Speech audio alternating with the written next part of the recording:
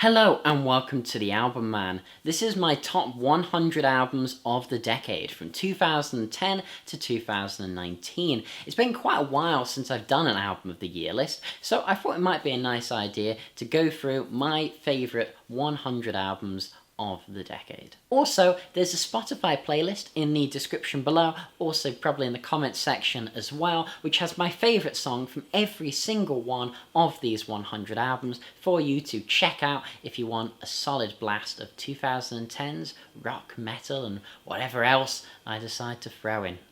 Number 100, 9 Lives by the Von Herzen brothers.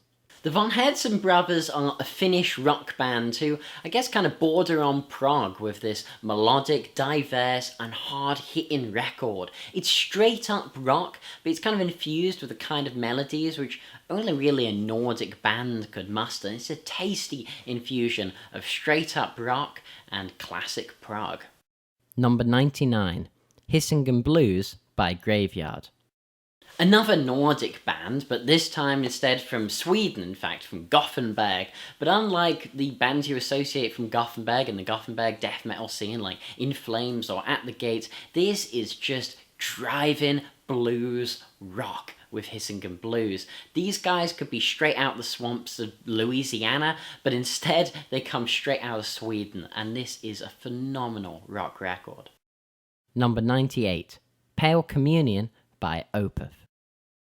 When Opeth transitioned from a progressive death metal band in this decade with Heritage, it was a rather divisive move in the fanbase. Gone were the growling vocals, and instead clean vocals and weird jazzy 70s prog. Opeth were, instead of being a death metal band, were now trying to be like Goblin. But Pale Communion found them gain a new confidence in their progressive rock sound. No longer were they just trying to be a weird jazzy prog band which lacked direction, but instead this is cohesive, it's focused, and with tunes like Moon Above, Sun Below. It makes for a great listen. Number 97, Fortress by Alter Bridge. I've always liked Alter Bridge. I mean, you've got Tremonti's heavy riffs, Miles's unique voice, and while Blackbird will always, I think, be my favourite Alter Bridge record, Fortress is a really close second. It's just a perfect blend of melodic choruses, heavy riffs, and badass songs. Number 96, Spooky Action by Paul Draper. If you haven't heard of the 90s alt-rock band Manson from Scotland, then you may be in for a bit of a surprise with this one. This is their frontman. He decides to come back after a long hiatus from music. It's a creative, delightfully cynical, retro 90s album with a modern flair and a hell of a lot of progressive elements, but not in your Yes Genesis prog rock way, in your 90s Radiohead art rock way. And, I just became obsessed with this album when I was studying in Helsinki for a month, and it always takes me back there. It's one I really love. Number 95, Transgender Dysphoria Blues by Against Me. There's a lot of bullshit and posering, I think, in punk rock, especially nowadays. But for me, real punk is that which makes a statement, not some edgy, tokenistic crap, but a real, personal or political statement. And Against Me deliver this in spades with Transgender Dysphoria Blues, which covers the lead singer's transition as a trans woman. And as a result, this is real punk. This hits you hard. Number 94, The Final Frontier by Iron Maiden. At the start of this decade, Iron Maiden unleashed a monster of an album. At 76 minutes, The Final Frontier is certainly not a short album, but when it's as consistent as this, it's hard to count. I mean, if you don't like the long, modern Maiden songs of stuff that's found like on A Matter of Life and Death or Brave New World, you're not going to like this if you don't like their newer direction. But if, like me, you love those epic 8-minute length Maiden songs, I just love this. This is really the Maiden that I personally grew up with, growing up around this time. I remember when this album came out, it hit me hard, and it still does today. Number 93, Vector by Haken. Haken really shook up the prog metal world with 2013's The Mountain, its Dream Theater-inspired prog taken to whole new levels by the band from London, and they quickly became a favourite band of mine. And while Vector is often seen as a weaker link in their discography, it's still such a strong album. It's catchy, proggy goodness, and there's a lot more Haken on this list, and this just goes to show how consistent they've been in the decade. Number 92, Spiritual Instinct by Alceste. Alceste, if you're not aware, are a French black gaze band. Black gaze in the sense that they're both black metal and shoegaze inspired. Kind of imagine Death Heaven, but just a hell of a lot more French. And their latest album, Spiritual Instinct, just surprised me by just how goddamn good they keep being. I've seen the band live around 6 times now, and one of the bands I've seen live the most, and they just never fail to blow me away. Number 91, Asunder, Sweet and Other Distress by Godspeed You Black Emperor. I was actually really disappointed when I first had this one. I thought it was probably Godspeed's worst efforts, the Canadian post-rockers, but now I think it's, well, their best album of the decade, so what gives? Well, Godspeed are one of those bands you really have to give your full attention to. You don't want to be playing video games or reading Reddit while you're listening to these guys. They are a deeply rewarding band if you give yourself fully to them, and it was only when I gave myself fully to this album that it unfurled its beauty to me, and Piss Crowns Are Trebled is just one of the great masterpieces of the decade. Number 90, Honor Found in Decay by Neurosis. Slow, sludgy, and heavy. Neurosis's Honor Found in Decay is just such a raw, visceral expression of post-metal. Scott Kelly's untamed, gravelly vocals over the controlled yet heavy metal landscape they create instrumentally results in such an impactful record. Number 89, The Optimist by Anathema. This is the Liverpool prog rockers' most recent album. It's a concept album going back to the story they began with A Fine Day to Exit over a decade ago now, and incorporating more electronica. They'd experimented with this in Distant Satellites, such as on the title track, and in some ways it was good, in some ways it wasn't. It was a bit of a mixed bag, but here they do it far better. It's focused, it's cohesive, it's a really gorgeous album, and Springfield in particular is excellent post-rock bliss. Number 88, The Parallax 2 Future Sequence by Between the Buried and Me. This was my introduction to the prog metal legends Between the Buried and Me, and this is not easy music to get into. It's ridiculously technical, it's crazy, it's strange metal with intense vocals going from growls to clean and mesmerizing performances. It's not easy, but damn is it worth it. Number 87, Foundations of Burden by Pallbearer. There's not much to say with this other than crushing doom metal. Pallbearer have easily established themselves over the decade as one of the premier doom acts around. I saw them live at Damnation Festival, and the live shows are every bit as good as their fantastically consistent studio records, with Foundations of Burden being their opus of the decade. Slow, mighty riffs with clean vocals. You don't find a hell of a lot of clean vocals always in modern doom. Number 86, Joy is an Act of Resistance by Idols. If there's one thing I've learnt this decade, it's never fight a man with a perm. This is punk for our age. Instead of punk's reputation as politically, it can end up being kind of angsty pseudo-anarchism aimed at destroying society, but not really providing any solution. Instead, Idols provide a positive vision for the future. They tackle racism and discrimination with Danny Nedelko, toxic masculinity with Samaritans. Idols are just the band we need. Number 85, Sonic Mass by Amoebics. Amoebics were a crust punk band, and I'm not really very into crust punk, but Sonic Mass is not a crust punk record. It's a lot closer to a Neurosis one. It's like post-metal landscapes fused with some crust-like grit in the vocal performances. And it is a criminally underrated album. I don't know why more people don't talk about this. From the beginning to end, especially the beginning and end tracks that bookend this, the opener Days or the closer Nights of the Black Sun. I mean, please give this one a listen. Just type in Nights of the Black Sun on YouTube. It doesn't have that many views, but it is one of the most stunning songs you can be able to find from the decade. Number 84, 4 by Black Country Communion. These guys are one of my favourite supergroups. You've got Joe Bonamassa on guitar, Glenn Hughes on vocals and bass, Derek Sherinian, formerly of Dream Theater, on keyboards, and Jason Bonham, son of legendary John Bonham, on drums. Big guitar solos, catchy rock, everyone turning it up to 11. It's insane how much is just crammed into this big rock album. It's great. Number 83, Mariner by Cult of Luna and Julie Christmas. I didn't know who Julie Christmas was before this record, but this album really made me sit down and take notice. The post-metal heaviness of Cult of Luna combined with the powerful, dynamic vocals of Julie Christmas just made such a fantastic combination. It was the best album that I really just didn't know that I even wanted. It contains some of Cult of Luna's best instrumental work, and with these unique and incredible vocals, it's a wonderful package. Number 82, Diamond Eyes by Deftones. I didn't know until recently that people love this album so much. I've seen it on pretty much every best metal of the decade list, and well, I'm just going to join everyone else. I've loved this for years, so I guess it can't surprise me that much. This is not the Deftones of old. This is not just a throwaway new metal record or something. No. This is Deftones with the stuff that it took from kind of Pink Floyd and spacey elements that they started with White Pony, and turning it up a notch with their classic brand of metal. And their Sex Tape on this was one of my favourite Deftones song for years and years.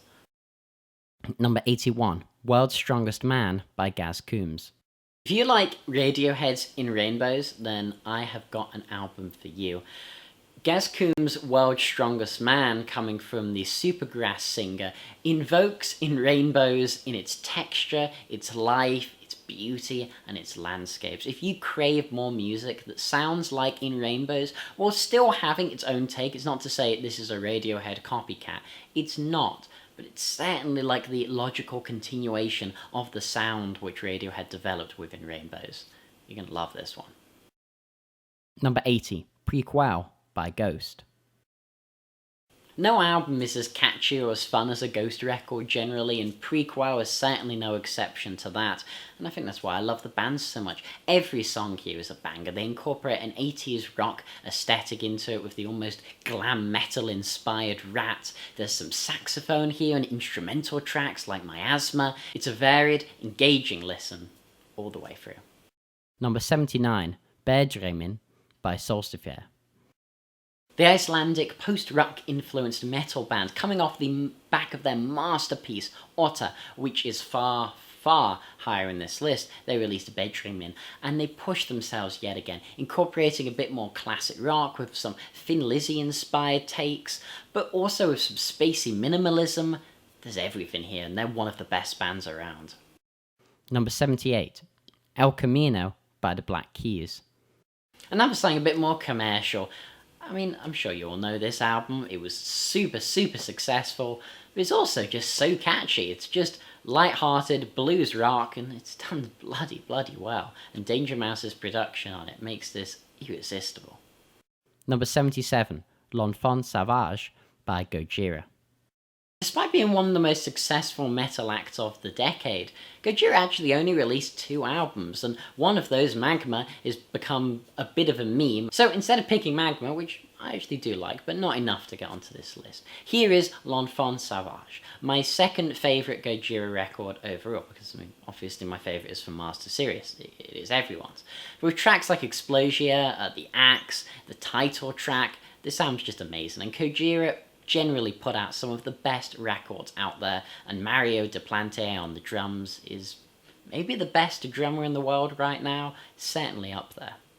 Number 76, At War with Reality by At the Gates.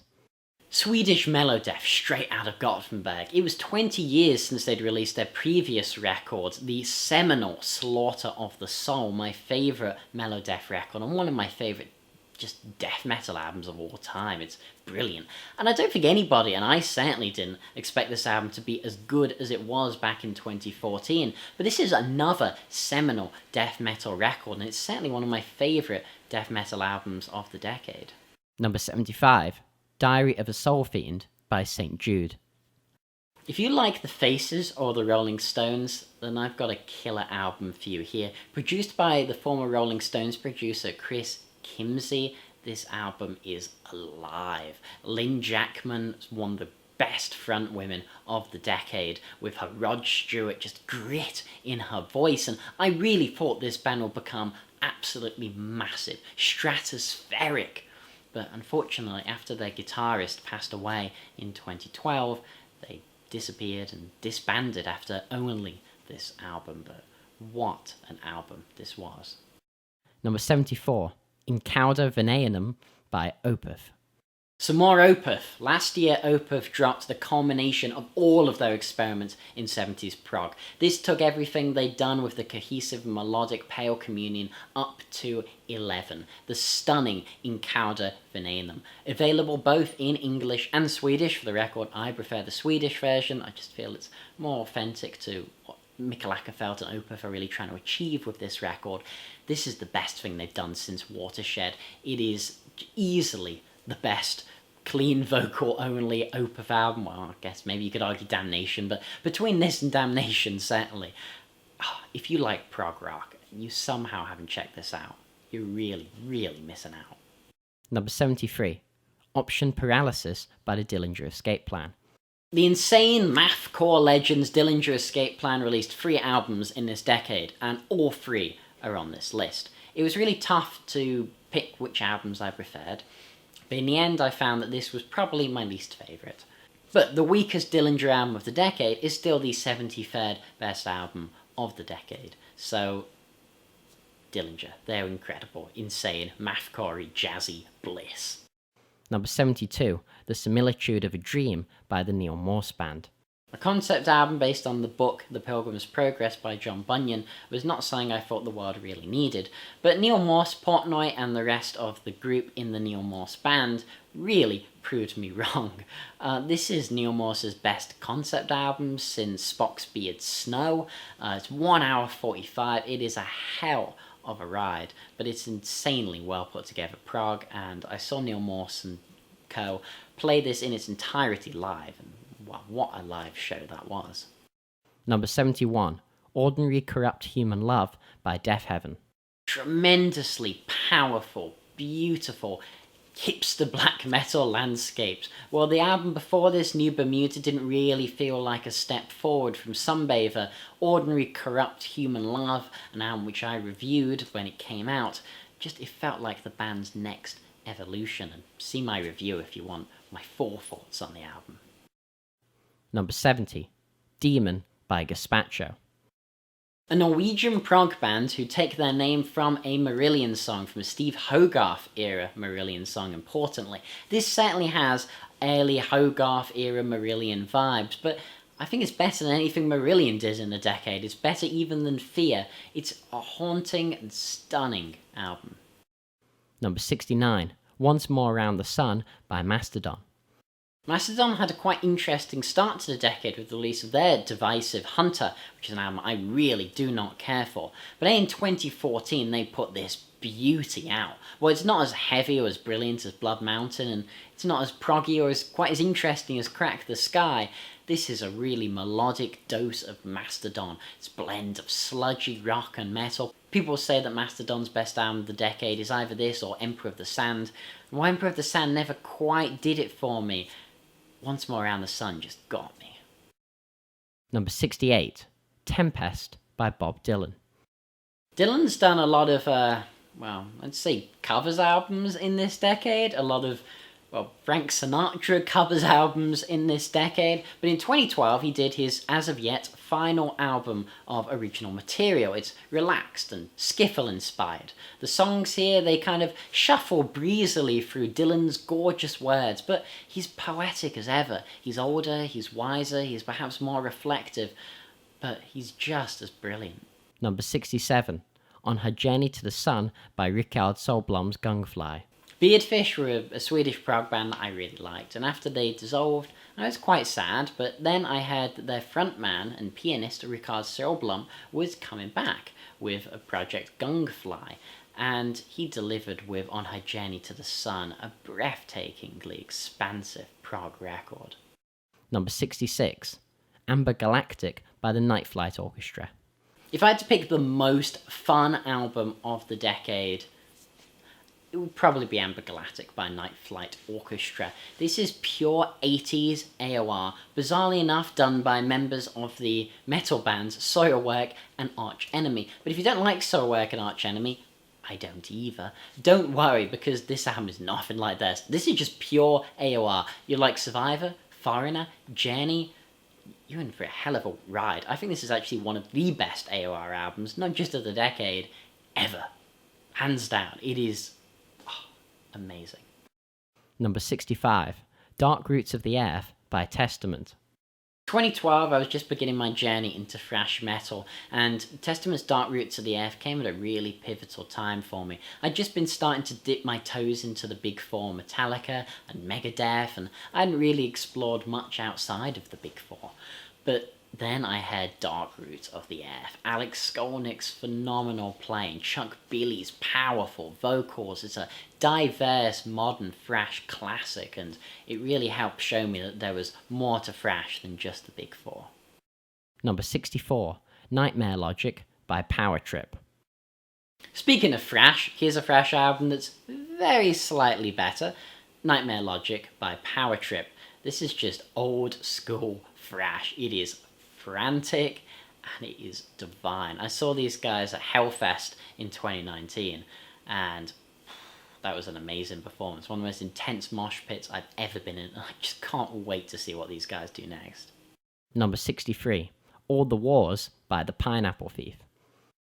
I kept hearing around the time when this album came out about this proggy art rock band from Somerset, but this was my first real introduction to them. This is less proggy than some of their other stuff. It's more commercial than their previous efforts, I guess. It's melodic, but it's also sincere, yet accessible. If your favourite Porcupine Tree is Trains, then this is your album. Number 62, Mia by Kvelertak. Norway's Kvelertak burst on the scene in this decade with their trademark style of blackened rock and roll, free guitars, pummeling rhythms. They just hit you in the face with melody, heaviness, and sheer joy. And goddamn do I love this band. Much like Dillinger Escape Plan, every Kvelertak album from the decade is here. I had to pick my least favourite one, but even my least favourite one is still one of my favourite albums of the decade because their stuff was just so consistent across the 3 albums they released.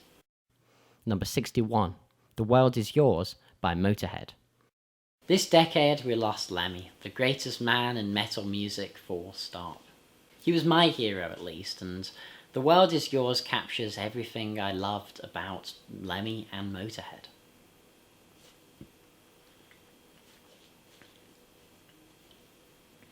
It's unrelenting, pure rock music like only really Motorhead could do, and this was the first album release of Motorhead's that I remember, and the excitement of hearing this album for the first time. I'd only heard some of the classic stuff like Live, No Sleep Till Hammersmith or Ace of Spades, etc., but The World Is Yours, I feel, is really when I fell deeply in love with Motorhead, so it's a really special album for me. Number 60, God's Favourite Customer by Father John Misty. I think the Father John Misty really is one of the great American songwriters, and I'd put him up there with the best. And with God's Favourite Customer, he delivered an album that was less ambitious than pure comedy before it, but it was rich, layered, and beautiful. It's a bit lighter, it's a bit easier to digest maybe than previous releases. but there's just a playful sincerity to it which I find captivating. But then, I have to admit, I'm a sucker for Father John, and I could probably listen to him singing a song about him taking out the bins on a Friday night, but then I guess I'd just be listening to Sun Kill Moon. Number 59, Third Degree by Flying Colours. We've already had Black Country Communion, so here's my other favourite supergroup, Flying Colours. Mike Portnoy, Neil Morse, Steve Morse from Deep Purple, Casey McPherson and Dave LaRue from the Dixie Dregs. This I can only, I guess, describe as progressive pop. They blend pop melodies with prog rock bliss. It's heavy at times, soft and delicate at others, and this was probably my favourite album for 2019. I didn't listen to quite as many albums in 2019 as some of the other years reflected on this list, but this is all the way through.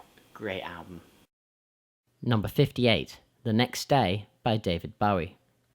I always remember hearing on the radio in 2013 that David Bowie was going to release a new album, his first album of new music in years and years, and I went onto YouTube and found the music video for Where Are We Now, because that came out at the same time as the announcement, and it has Bowie, and I think it's his wife next to him, in this weird kind of puppet suit thing, and the camera gets closer to his face, and it's a strange, really strange music video to accompany a slow-paced, beautifully sung ballad, and I was instantly taken in. When this album came out, I frantically reviewed it within about 6 hours, I think, of release. I remember, it's released on iTunes. It was streaming first on iTunes or something. And I reviewed it quite quickly. I'm surprised that I actually haven't changed my opinions that much since that review. I was somehow quite accurate, and it's quite a short period of time to review a new album, and certainly, but I managed to get out the first video review on YouTube of Bowie's The Next Day, and it gave my channel a really big lift. That and the beautiful music of Bowie's penultimate album, combining all the influences of Bowie's career into something that pushes forward while still looking back. It's an album I have a lot of fondness for, and it's just a gorgeous David Bowie album. Number 57, Mountain by Haken. We've mentioned Haken, and if you weren't aware about Haken till we talked about Vector a few albums ago, then here's the album that should get you started with them. Get some good headphones on and pull on the track Cockroach King and prepare to be blown away by one of prog's brightest new lights. This is their most acclaimed record, but it's not quite perfect, and I do think they have a better record. But at number 57, it's clearly an album I rate very, very highly. It's always the album I'd recommend as an introduction into Haken, certainly. Number 56, Purple by Baroness. Sludge metalers Baroness had a really tough time in the decade. While touring in the UK, I think it was around Bath, they nearly died in a bus crash. John Dyer Baisley, the singer and guitarist, had to have metal rods placed in his arm. Shortly after this crash, the drummer and bassist left the band. So how do you come back from that? Well, you come back with Purple, a sludge metal infused with some kind of Floydian space rock record. The production is a little on the compressed side, but the songwriting here was an utter joy. Songs like Chlorine and Wine or Kerosene, end to end, great. Number 55, Melana Kazmata by Triptychon. The album artwork of H.R. Geiger adorns this album. The artist who was behind the designs of the alien from Alien, and also Emerson, Lake and Palmer's Brain Salad Surgery, and this would be his final piece of album artwork before passing away. So does this album live up to such an epic cover? Well, yeah, it's a good job that Tom G. Warrior of Celtic Frost fame was able to deliver one of the great extreme metal albums of the decade. It's dark, it's brutal, it's unrelenting, and few ever metal records are as just viscerally heavy as this one. Number 54, Nattosvärd by Kvelertak. Kvelertak again, you say? Oh yeah, and the spirit of Thin Lizzy, bizarrely enough, infuses their Norwegian sound here. Dual and triple guitar harmonies abound. It's the best classic rock that you will hear, but it's in a metal package with harsher vocals. Number 53, Mammoth by Beardfish. We talked a little bit about Beardfish earlier with Rickard Solblum's Gongfly, and here Beardfish, I guess, are kind of the logical continuation of the symphonic prog legacy of bands like Yes, and I think they did that better than pretty much any other modern band to me. And here they also have the masterpiece, and the Stones said, if I could speak, a 15-minute true prog epic. Number 52, Affinity by Haken.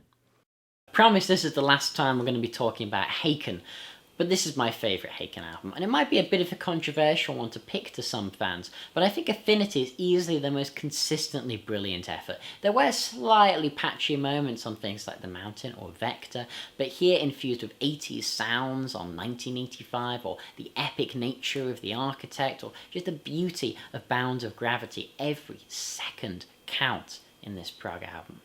Number 51, Disassociation by the Dillinger Escape Plan.